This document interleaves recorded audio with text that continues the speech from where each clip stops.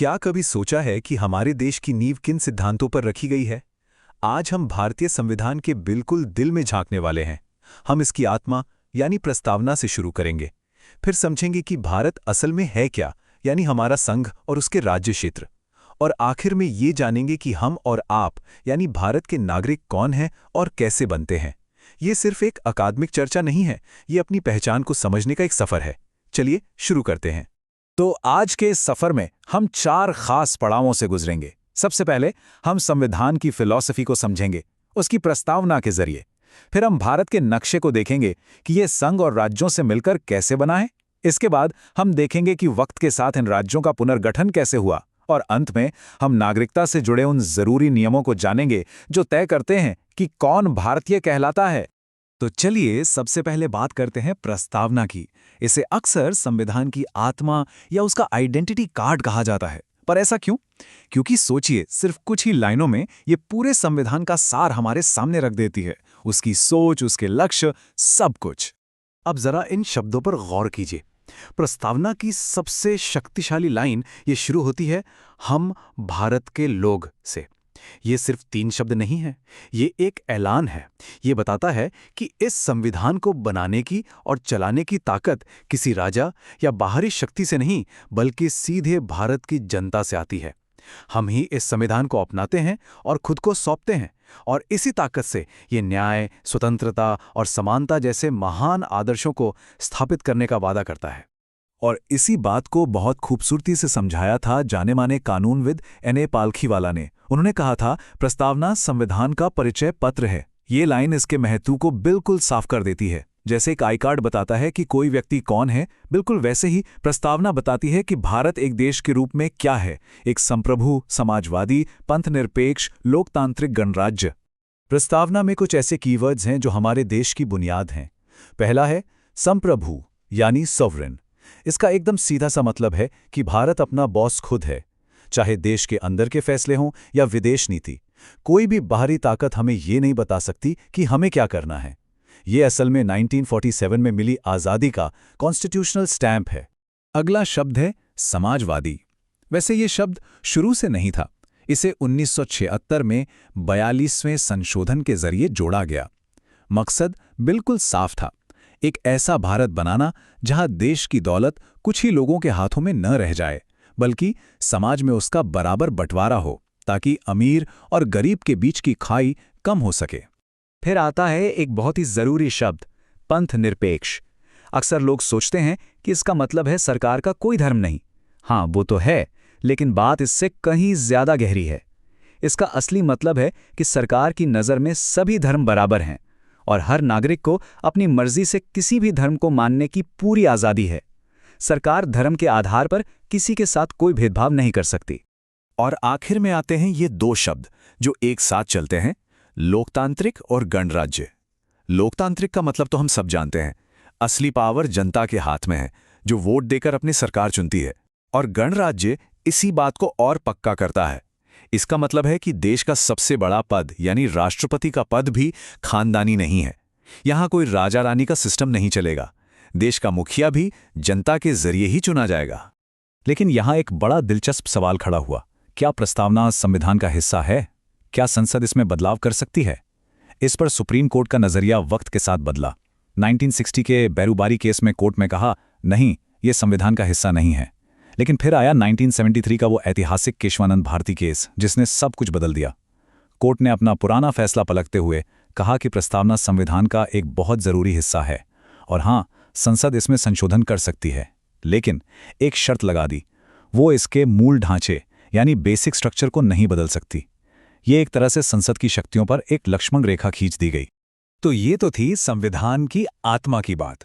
अब जरा इसके शरीर को भी समझ लेते हैं, यानी भारत की भौगोलिक और प्रशासनिक बनावट को। संविधान का भाग 1 हमें यही बताता है कि भारत आखिर है क्या, यानी संघ और उसका राज्य क्षेत्र।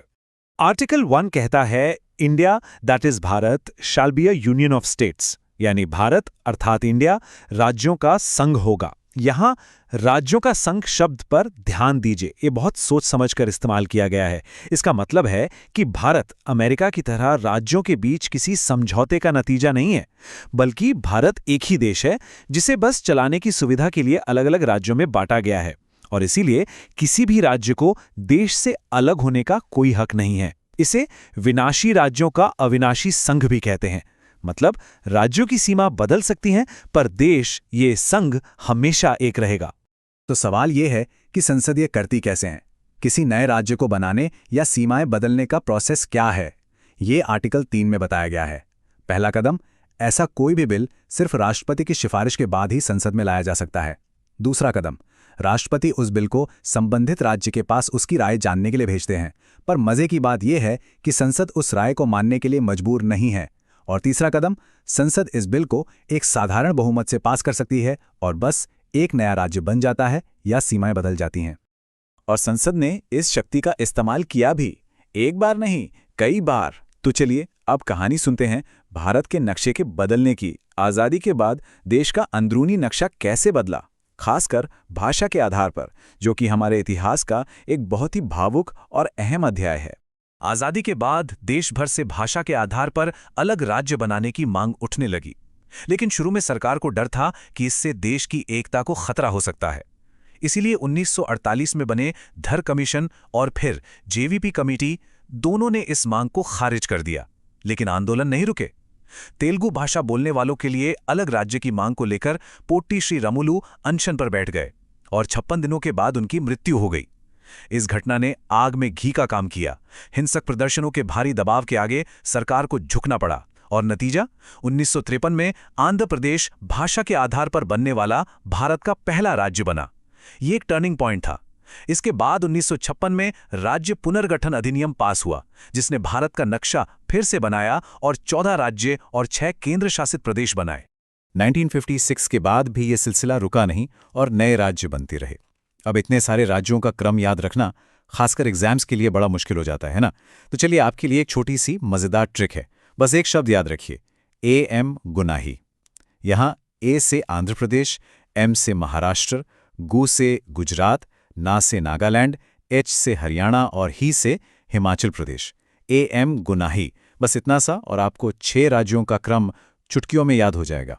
तो हमने संविधान की फिलॉसफी समझ ली, देश का नक्शा देख लिया, पर इस देश में रहने वाले हम लोग, हमारी पहचान क्या है? कौन है भारत का नागरिक? चलिए अब हमारे विश्लेषण के आखिरी हिस्से में इसी अहम सवाल का जवाब ढूंढते हैं। भारत में नागरिकता के नियम मुख्य रूप से नागरिकता अधिनियम 1955 से तय होते हैं।